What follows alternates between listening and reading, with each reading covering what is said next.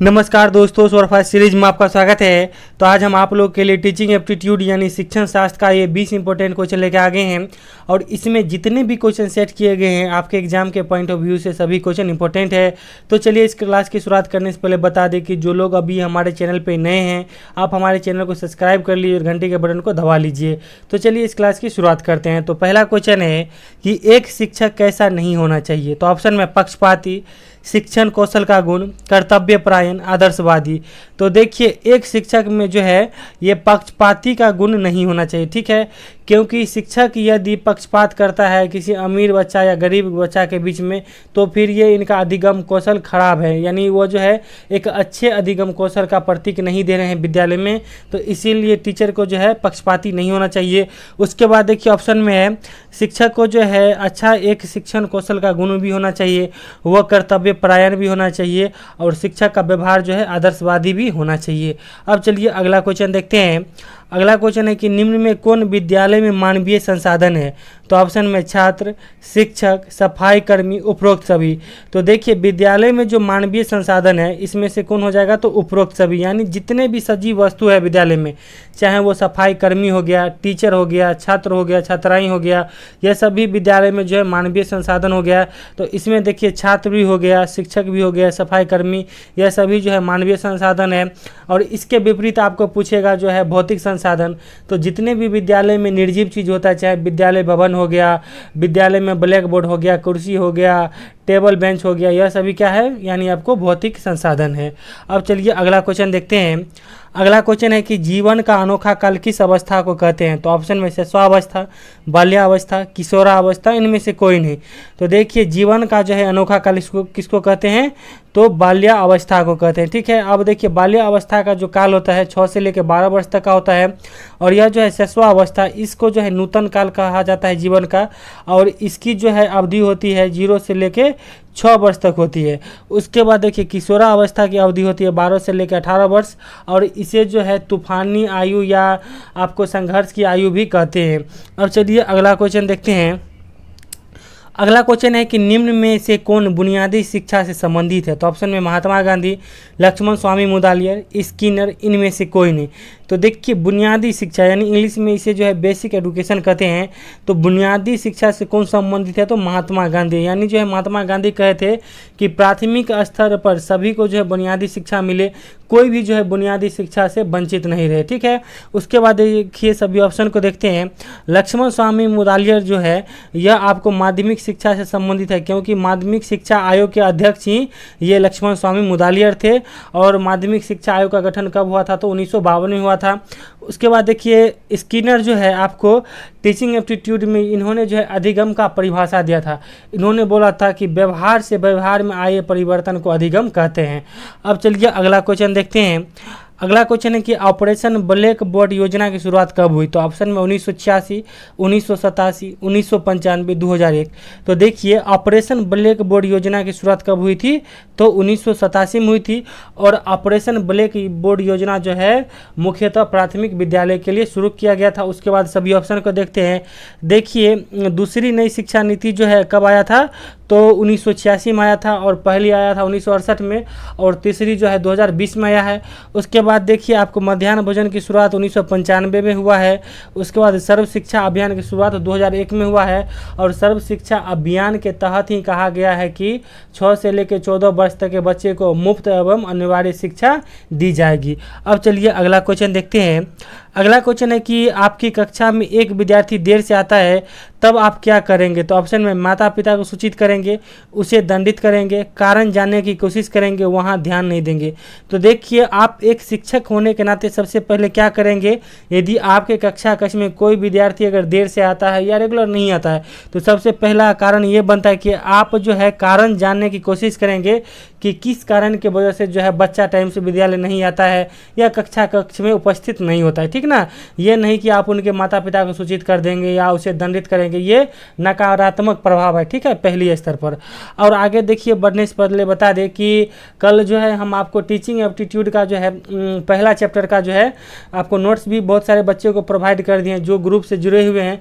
तो देखिए ये जो नंबर है 70 50 38 71 42 ये मेरा व्हाट्सएप नंबर है और आपसे छोटा से अमाउंट ले रहे हैं 99 रुपया। आप पेमेंट करके आप भी जुड़ सकते हैं, और आपको नोट्स अच्छा नहीं लगे तो पैसा रिटर्न भी ले सकते हैं। और देखिए फुल्ली गवर्नमेंट कॉलेज की खासकर तैयारी करना चाहते हैं तो आप ये जो है नोट्स लीजिए, और पूरा हम जीके जीएस हो, टीचिंग एप्टीट्यूड का हो, हिंदी को हो, सभी का नोट्स, और साथ ही जो है स्पेशल 20 टेस्ट सीरीज भी प्रोवाइड करेंगे, ठीक है।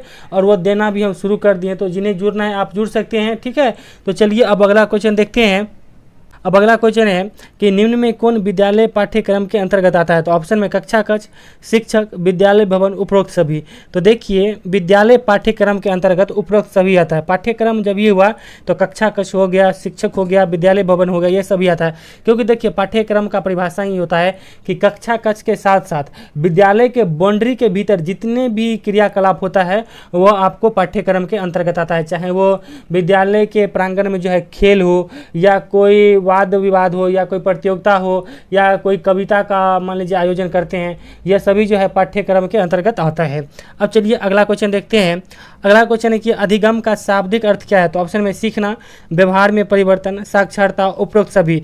तो देखिए अधिगम का अगर शाब्दिक अर्थ पूछे तो यह होता है व्यवहार में परिवर्तन। तो आप लोग क्या करेंगे कि बहुत सारे स्टूडेंट मार देंगे सीखना। देखिए सीखना जो है ये आपको शाब्दिक अर्थ नहीं होता है, क्योंकि देखिए अधिगम का मतलब होता है कि व्यवहार में सदा के लिए परिवर्तन आना। मान लीजिए कोई बच्चा है, अगर वो तैरना चाहता है या तैरना नहीं जानता है, तो उसकी माता मान लीजिए नदी जाती है या फिर तालाब, तो उस बच्चा को रेगुलर लेके वहाँ तालाब जाता है और धीरे धीरे तैरना सिखाता है। तो धीरे धीरे सतत प्रयास के बाद वो तैरना सीख जाएगा, तो फिर वो कभी भूलता नहीं है, ठीक है। और यह है क्या, आपको व्यवहार में परिवर्तन हो गया। वहीं सीखने की बात की जाए तो सीखना थोड़ा देर के लिए होता है, ठीक है। मान लीजिए कोई उदंड बच्चा है, आप उसको थोड़ा देर के लिए, मान लीजिए कोई आपके घर पे गेस्ट आता है और उसको आप बोलिए कि थोड़ा अच्छा से रहना, अच्छा बालक बन के, तो वो रहेगा, और गेस्ट के जाते ही फिर अपना वो रूप दिखाने लगेगा। तो वो थोड़ा देर के लिए जो काम हुआ, ठीक है, वो जो है सीखना होता है, और जो लंबा समय के लिए होता है वो व्यवहार में परिवर्तन होता है। अब चलिए अगला क्वेश्चन देखते हैं। अगला क्वेश्चन है कि राष्ट्रीय साक्षरता मिशन की स्थापना कब हुई। तो ऑप्शन में 1964, 1988, 2001, 1995।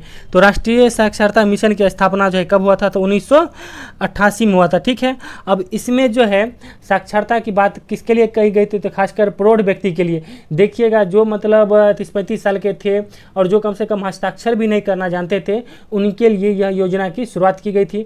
और देखिए आज भी मेरी तबीयत कुछ अस्वस्थ है, धूप लग गया है, तो हम थोड़ा बोल नहीं पाते हैं सही से, ठीक है। तो फिर भी हम क्या करते हैं, आप लोग का नज़दीक एग्जाम है, 23 जून को एग्जाम है, फिर भी दे रहे हैं। 3-4 दिन से तो क्लास डिस्टर्ब भी चल रहा था, तो खैर कोई बात नहीं, और रेगुलर हम कोशिश करेंगे क्लास आपका आए, ठीक है।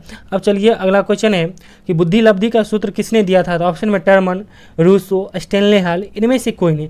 तो देखिए बुद्धि लब्धि का जो है सूत्र किसने दिया था, तो टर्मन ने दिया था। आपको बुद्धि लब्धि का मतलब क्या हुआ, आप बुद्धि लब्धि का देखिए इंग्लिश में कहते हैं ना कि IQ यानी इंटेलिजेंस कांस्टेंट। तो देखिए इसका मतलब ये हो गया कि बुद्धि लब्धि। अब देखिए बुद्धि लब्धि के बारे में बताते हैं, इससे पहले भी बताए थे कि देखिए कोई बच्चा अगर 10 साल का है और वह उम्र में जैसे उसका वास्तविक उम्र 10 साल है, मगर वह 15 साल के बालक की तरह काम कर रहा है, उनका यानी जो है मानसिक स्तर का लेवल आगे है, यानी उसका बुद्धि लब्धि जो है आगे होगा। यदि कोई बालक अगर 10 साल का है और वह जो है 5 साल के बालक की तरह कार्य करेगा, तो यानी उसका जो है बुद्धि लब्धि का स्तर नीचा है, ठीक है ना। अब चलिए अगला क्वेश्चन देखते हैं। अगला क्वेश्चन है कि विद्यालय में छात्र का महत्वपूर्ण कार्य क्या है। तो ऑप्शन में शिक्षण ग्रहण करना, शिक्षण देना, मारपीट करना, नृत्य करना। तो देखिए विद्यालय में जो है छात्र का सबसे महत्वपूर्ण कार्य क्या है, तो शिक्षण ग्रहण करना है। अब चलिए अगला क्वेश्चन देखते हैं। अगला क्वेश्चन है कि ब्लैक बोर्ड कितनी ऊंचाई पर होना चाहिए। तो ऑप्शन में 3 फीट, 4 फीट, 5 फीट, 6 फीट। तो देखिए ब्लैक बोर्ड जो है कितनी ऊंचाई पर होना चाहिए, तो 4 फीट की ऊंचाई पर होना चाहिए। साथ ही कक्षा कक्ष का जो खिड़की होता है वह भी जो है 4 फीट पे होना चाहिए, जिससे कि ब्लैक बोर्ड पे प्रकाश आसानी से पहुंच सके, ठीक ना। अब चलिए अगला क्वेश्चन देखते हैं। अगला क्वेश्चन है कि विद्यालय का वातावरण कैसा होना चाहिए। तो ऑप्शन में कोलाहलपूर्ण, शांति वातावरण का, पक्षपात वाला, इनमें से कोई नहीं। तो देखिए विद्यालय का वातावरण जो है शांति वातावरण का होना चाहिए, ठीक है। विद्यालय का वातावरण कभी कोलाहलपूर्ण जगह पर नहीं होना चाहिए या पक्षपात वाला नहीं होना चाहिए, ठीक ना। अब चलिए अगला क्वेश्चन देखते हैं।